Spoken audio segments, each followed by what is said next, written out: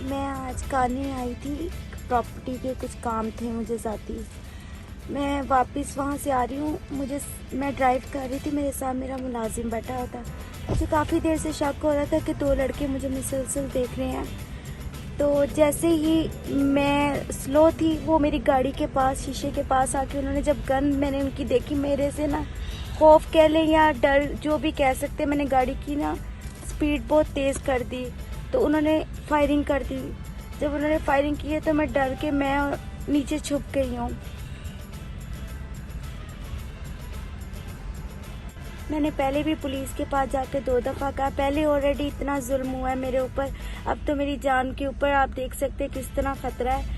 तो मेरी हुकूमत से अपील है कि मुझे प्राइवेट नंबर से कॉल्स आ रही है, मैसेजेस आ रहे हैं जिसमें साफ साफ मुझे जान से मारने की धमकियाँ दे रहे हैं। हुकूमत से मेरी इल्तिजा है कि मेरे केस को वो जल्द अज जल्द देखें और मुझे तहफ़्फ़ुज़ फरहम करें।